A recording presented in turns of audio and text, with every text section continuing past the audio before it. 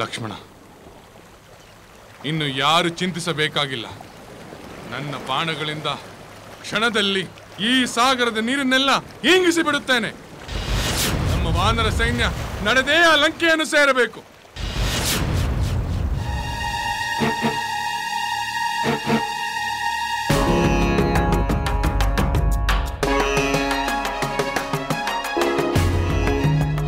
ದೇವೇಂದ್ರ, ರಾಮನ ಬಾಣದಿಂದ ಸಮುದ್ರವೇ ಬತ್ತಿ ಹೋದರೆ ಪ್ರಳಯವೇ ಆಗಬಹುದು.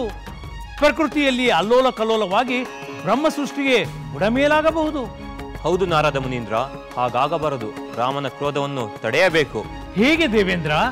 ಈಗ ಇರುವುದು ಒಂದೇ ದಾರಿ. ವರುಣನೇ ರಾಮನಿಗೆ ಶರಣಾಗಬೇಕು. ಏನೇ ಆದರೂ ರಾಮನು ಶಾಂತನಾಗುವಂತೆ ಮಾಡಬೇಕು.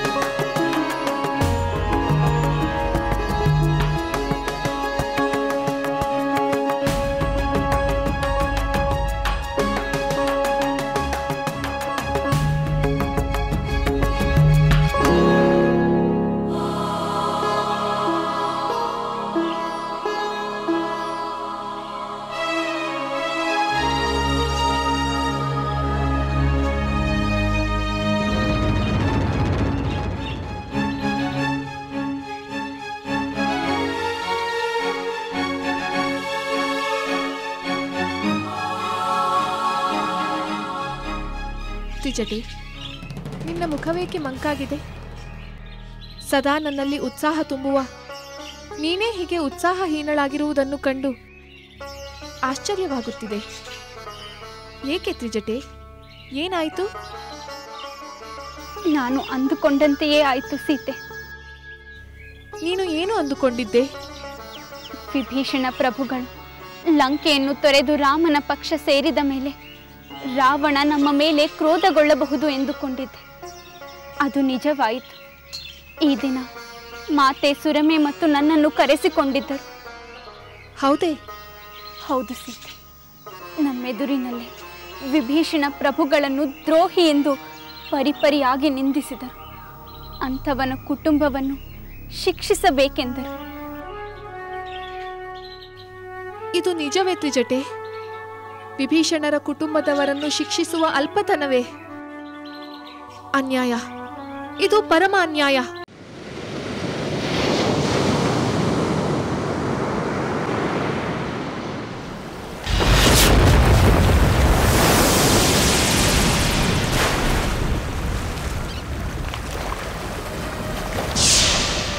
ಸಾವಧಾನ ರಾಮಚಂದ್ರ, ಸಾವಧಾನ. ಆತುರ ಪಡಬೇಡ, ಸ್ವಲ್ಪ ತಾಳು.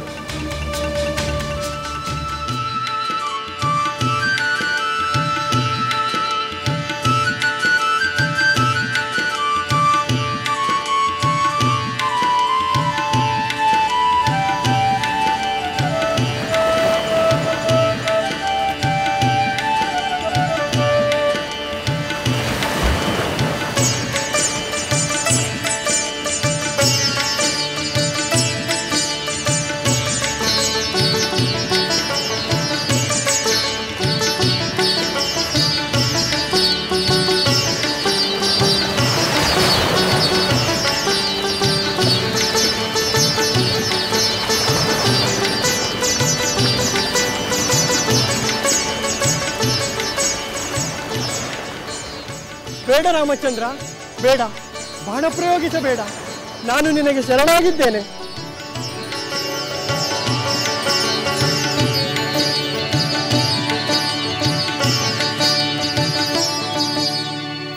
ಶಿಕ್ಷಿಸಲಿಲ್ಲ ಸೀತೆ. ಶಿಕ್ಷಿಸದೆ ಬಿಟ್ಟ ತಮ್ಮ ಔದಾರ್ಯವನ್ನು ತಾವೇ ಹೊಗಳಿಕೊಂಡರು. ಸದ್ಯ ನನಗೆ ನೆಮ್ಮದಿಯಾಯಿತು. ರಾವಣ ತನ್ನನ್ನು ಎಷ್ಟು ಬೇಕಾದರೂ ಹೊಗಳಿಕೊಳ್ಳಲಿ, ವಿಭೀಷಣನ ಕುಟುಂಬಕ್ಕೆ ಕೇಡಾಗದಿದ್ದರೆ ಸಾಕು. ಶಿಕ್ಷೆ ನೀಡದಿದ್ದರೂ ಬೆದರಿಕೆಯುಂಟು ಇದ್ದೇ ಇದೆ. ತಮ್ಮ ವಿರೋಧ ನಡೆದುಕೊಂಡರೆ ಕ್ರೂರ ದಂಡನೆಯ ಎಚ್ಚರವನ್ನು ಅವರು ನೀಡಿದರು. ತ್ರಿಜಟೆ, ನನ್ನ ಕಾರಣವಾಗಿ ಯಾರಿಗೂ ಕೇಡಾಗುವುದು ಬೇಡ. ನೀನು ಇನ್ನು ಮೇಲೆ ನನ್ನ ಬಳಿಗೆ ಬರುವುದು ಬೇಡ.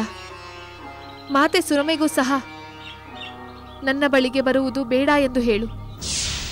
ಇಷ್ಟಕ್ಕೆಲ್ಲ ಹೆದರುತ್ತಾರೆಯೇ ಸೀತೆ? ತ್ರಿಜಟೆ, ನೀನು ಮತ್ತೆ ಮತ್ತೆ ಬಂದು ನನ್ನನ್ನು ಸಮಾಧಾನ ಪಡಿಸುವ ಪ್ರಯತ್ನ ಮಾಡುತ್ತಿರುವೆ. ನನ್ನಲ್ಲಿ ಧೈರ್ಯ ತುಂಬುತ್ತಿರುವೆ. ಹಿತವಾದ ಮಾತುಗಳಿಂದ ನನ್ನ ದುಃಖ ಕಡಿಮೆ ಮಾಡುತ್ತಿರುವೆ. ಈ ವಿಷಯ ತಿಳಿದು ಆ ರಾವಣ ನಿನಗೂ ಮಾತೆ ಸುರಮೆಗೂ ಶಿಕ್ಷೆ ನೀಡಿದರೆ ನಾನು ಸಹಿಸಲಾರೆ. ಉಪಕಾರ ಮಾಡಿದವರಿಗೆ ನನ್ನಿಂದ ಅಪಕಾರವಾಗಬಾರದು. ನಮ್ಮ ಅಪಕಾರದ ಚಿಂತೆಯನ್ನು ಬಿಡು ಸೀತೆ. ನಿನಗೆ ಅಪಕಾರ ಮಾಡಿದವರಿಗೆ ಅಪಕಾರವಾಗುವುದನ್ನು ಕಾಯೋಣ. ಏಳು ಸಮುದ್ರ ರಾಜ, ಏಳು. ನಾನು ಶರಣಾದವರ ಮೇಲೆ ಬಾಣವನ್ನು ಪ್ರಯೋಗಿಸಲಾರೆ.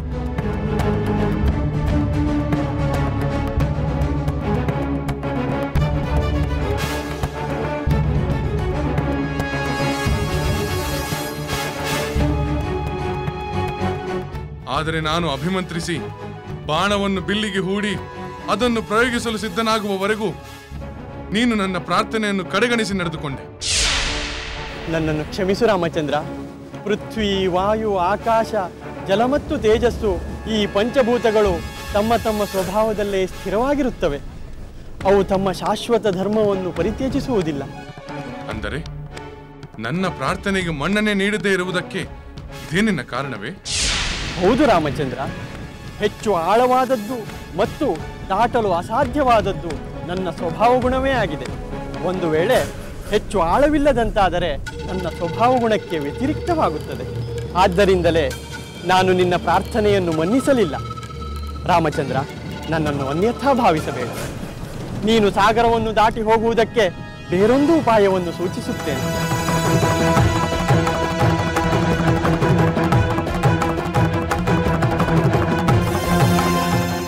ಏನು? ಈ ಸಮುದ್ರವನ್ನು ದಾಟಲು ಬೇರೆ ಒಂದು ಉಪಾಯವೇ? ಆ ಉಪಾಯವೇನೆಂದು ಬೇಗ ಹೇಳು ಸಮುದ್ರ ರಾಜ. ಏನು? ಈ ಸಮುದ್ರವನ್ನು ದಾಟಲು ಬೇರೆ ಒಂದು ಉಪಾಯವೇ? ಆ ಉಪಾಯವೇನೆಂದು ಬೇಗ ಹೇಳು ಸಮುದ್ರ ರಾಜ. ರಾಮಚಂದ್ರ, ಮೊಸಳೆ, ತಿಮಿಂಗಿಲ ಮೊದಲಾದ ಅಸಂಖ್ಯಾತ ಜಲಚರಗಳಿಗೆ ಆಶ್ರಯವಾದ ಈ ನೀರನ್ನು ನಾನು ಯಾವುದೇ ಕಾಮನೆಯಿಂದಾಗಲಿ ಅಥವಾ ಲೋಭದಿಂದಾಗಲಿ ಅಥವಾ ಭಯದಿಂದಾಗಲಿ ಸ್ತಂಭಗೊಳಿಸಲಾರೆ. ನೀನು ಯಾವ ರೀತಿಯಲ್ಲಿ ನನ್ನನ್ನು ದಾಟಿ ಹೋಗಬೇಕೆಂದು ವ್ಯವಸ್ಥೆ ಮಾಡುತ್ತೇನೆ. ಎಷ್ಟೇ ಕಷ್ಟವಾದರೂ ಸಹಿಸಿಕೊಳ್ಳುತ್ತೇನೆ. ಸೇನೆಯು ನನ್ನನ್ನು ದಾಟಿ ಹೋಗುವವರೆಗೂ ನನ್ನಲ್ಲಿರುವ ಮೊಸಳೆಯೇ ಮೊದಲಾದ ಪ್ರಾಣಿಗಳು ಸೈನ್ಯಕ್ಕೆ ತೊಂದರೆ ಕೊಡದಂತೆ ನೋಡಿಕೊಳ್ಳುತ್ತೇನೆ.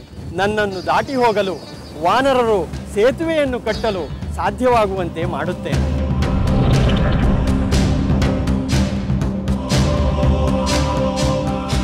ಸಮುದ್ರದ ಮೇಲೆ ಸೇತುವೆ ಕಟ್ಟುವುದೇ?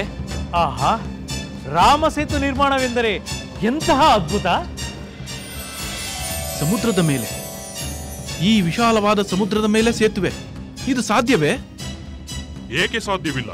ರಾಮ ಮನಸ್ಸು ಮಾಡಿದರೆ ಸಮುದ್ರಕ್ಕೆ ಸೇತುವೆಯನ್ನು ಕಟ್ಟಬಲ್ಲ, ಆಕಾಶಕ್ಕೆ ಏಣಿಯನ್ನು ಹಾಕಬಲ್ಲ. ಸಮುದ್ರ ರಾಜ, ನಿನ್ನ ಸಲಹೆಗೆ ಪ್ರತಿಕ್ರಿಯಿಸುವ ಮೊದಲು ನಾನು ಅಭಿಮಂತ್ರಿಸಿರುವ ಈ ಬಾಣವನ್ನು ಉಪಸಂಹರಿಸಿ ಮರಳಿ ನನ್ನ ಬತ್ತಳಿಕೆಯಲ್ಲಿಡಲು ಸಾಧ್ಯವಿಲ್ಲ. ನಾನು ಇದನ್ನು ಪ್ರಯೋಗಿಸಲೇಬೇಕು. ಇದನ್ನು ಎಲ್ಲಿ ಪ್ರಯೋಗಿಸಲಿ ಎಂದು ನೀನೇ ಹೇಳು. ಆಗಲಿ ರಾಮಚಂದ್ರ, ಹೇಳುತ್ತೇನೆ.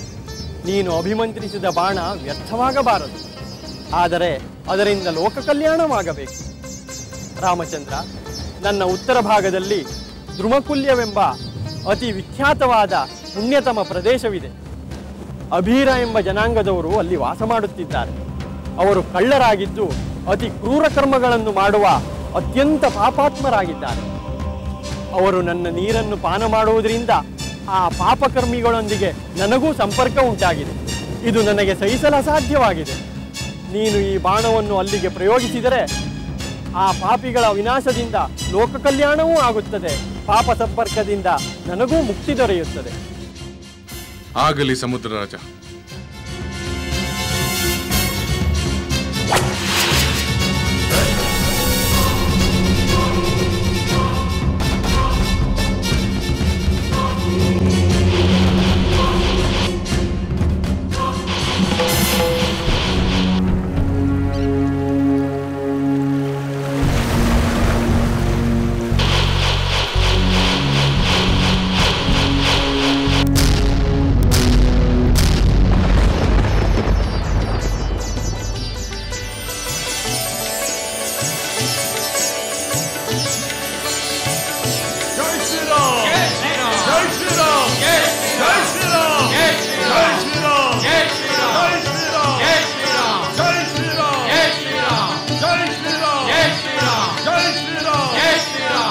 ಇಲ್ಲ ತ್ರಿಜಟೆ, ನನ್ನ ಅದೃಷ್ಟವಿದ್ದಂತಾಗಲಿ.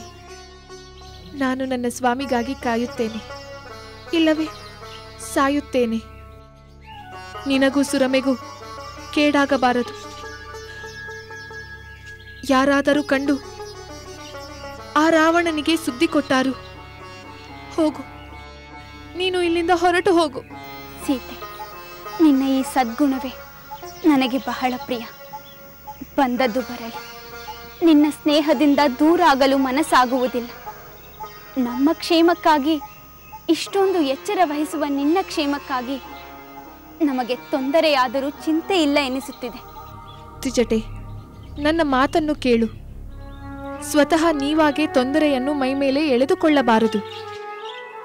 ನನ್ನ ತೊಂದರೆಯನ್ನು ತಪ್ಪಿಸಲಾಗುವುದಿಲ್ಲ. ವೃತ, ನೀವೇಕೆ ತೊಂದರೆ ಪಡಬೇಕು? ಇಲ್ಲ ಸೀತೆ, ತೊಂದರೆಗೆ ಹೆದರದೆ ವಿಭೀಷಣ ಪ್ರಭುಗಳು ಲಂಕೆಯನ್ನೇ ತೊರೆದರು. ನಿನಗೆ ಹಿತ ಉಂಟು ಮಾಡುವ ಈ ಅಲ್ಪ ಕಾರ್ಯವನ್ನು ತೊರೆಯಬೇಕೆ? ಇಲ್ಲ ಸೀತೆ, ಪ್ರಾಣವೇ ಹೋದರೂ ಚಿಂತೆ ಇಲ್ಲ. ನಿನ್ನ ಸ್ವಾಮಿ ನಿನ್ನನ್ನು ಕರೆದೊಯ್ಯುವವರೆಗೂ ನಿನ್ನ ದುಃಖ ಕಳೆಯುವ ಕೆಲಸವನ್ನು ಮಾಡೇ ಮಾಡುತ್ತೇವೆ. ಹಠ ಮಾಡಬೇಡ ತ್ರಿಜಟೆ. ಇದು ಹಠವಲ್ಲ ಸೀತೆ, ಕರ್ತವ್ಯ. ವಿಭೀಷಣ ಪ್ರಭುಗಳು ಧರ್ಮ ಮತ್ತು ನ್ಯಾಯದ ಪಕ್ಷವನ್ನು ಸೇರಿದಂತೆ ನಾವು ನಿನ್ನ ಹಿತ ಕಾಯುವ ನೀತಿಯ ಪಕ್ಷದಲ್ಲಿರಬೇಕೆಂದು ಮಾತೆ ಸುರಮೆ ಮತ್ತು ನಾನು ನಿರ್ಧಾರ ಮಾಡಿ ಆಯಿತು. ನಿನ್ನಂಥ ಪತಿವ್ರತೆಯ ರಕ್ಷಣೆಯಲ್ಲಿ ನಾವು ನಮ್ಮ ಕರ್ತವ್ಯವನ್ನು ನಿರ್ವಹಿಸಲೇಬೇಕು. ತ್ರಿಜಟೆ, ಆ ದುಷ್ಟ ರಾವಣನಿಂದ ನನಗೆ ಅತ್ಯಂತ ಕ್ರೂರ ಅನ್ಯಾಯವಾಗಿದೆ. ಆದರೆ ನೀನು ಸುರಮೆಯಂಥ ಹೃದಯವಂತರ ಸಜ್ಜನರ ಸ್ನೇಹದ ಮಹಾಲಾಭವಾಗಿದೆ.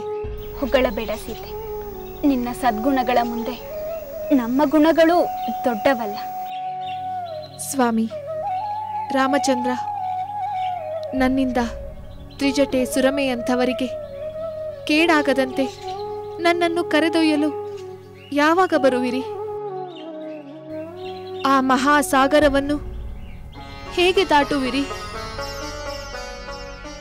ಸಮುದ್ರವನ್ನು ಹೇಗೆ ದಾಟಬಹುದು ಎಂಬುದಕ್ಕೆ ಸರಳವಾದ ಉತ್ತರವೆಂದರೆ ನಾನು ಮೊದಲೇ ಹೇಳಿದಂತೆ ಸಾಗರಕ್ಕೆ ಸೇತುವೆಯನ್ನು ಕಟ್ಟುವುದು. ನನ್ನ ಆಳದಲ್ಲಿ ವ್ಯತ್ಯಾಸವಾಗುವುದಿಲ್ಲ. ನನ್ನಲ್ಲಿರುವ ಜಲಚರಗಳಿಗೂ ತೊಂದರೆಯಾಗುವುದಿಲ್ಲ. ನಿಮ್ಮ ಉದ್ದೇಶವು ಈಡೇರಿ ಈ ಸೇತುವೆಯಿಂದ ನೀವು ದಾಟಿ ಲಂಕೆಯನ್ನು ಸೇರಬಹುದು. ಸಮುದ್ರ ರಾಜ, ಸಮುದ್ರಕ್ಕೆ ಸೇತುವೆ ಕಟ್ಟುವುದು ಎಂದು ಸುಲಭವಾಗಿ ಹೇಳಿಬಿಟ್ಟೆ. ಆದರೆ ಹೇಗೆಂದು ಹೇಳುತ್ತಿಲ್ಲ. ಈ ಅಗಾಧ ಜಲರಾಶಿಗೆ ಸೇತುವೆ ಕಟ್ಟುವುದು ಸಾಧ್ಯವೇ? ವಾನರ ರಾಜ, ನಿಮ್ಮ ವಾನರ ವೀರರಲ್ಲಿರುವ ನಳನೆಂಬುವನು ದೇವಶಿಲ್ಪಿಯಾದ ವಿಶ್ವಕರ್ಮನ ಪುತ್ರ. ತಂದೆಯಂತೆಯೇ ತೇಜಸ್ವಿಯಾದ ಅವನಿಗೆ ವಿಶ್ವಕರ್ಮನೇ ವರ ನೀಡಿದ್ದಾನೆ. ಏನು? ನಮ್ಮ ವಾನರ ವೀರ ನಳನೇ? ನಳ?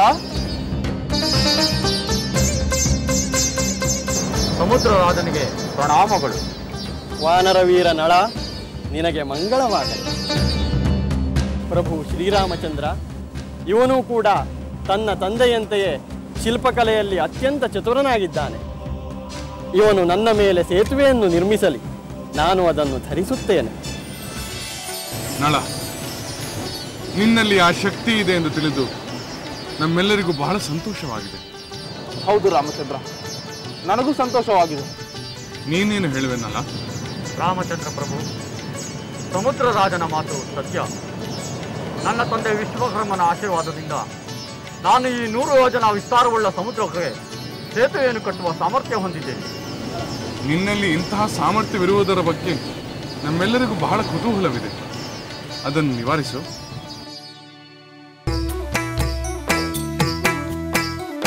ಲಂಕೆಯಲ್ಲಿನ ದುರುಳ ದರ್ಪವು ಸೀತೆ ಸಹನೆಗೆ ಸೋತಿತು. ಅಂಕೆ ಇರದ ಅಸುರ ಕುಲವು ರಾಮ ಬಾಣಕ್ಕೆ ಅಡಗಿತು. ದೂರವಿರಲಿ ಸನಿಹವಿರಲಿ ರಾಮ ಹೃದಯ ನಿವಾಸಿನಿ. ಯುಗವು ಯುಗವು ಸಾಗಲಿ ಅಕಳಂಕ ಪ್ರೇಮ ಪ್ರಬೋಧಿನಿ.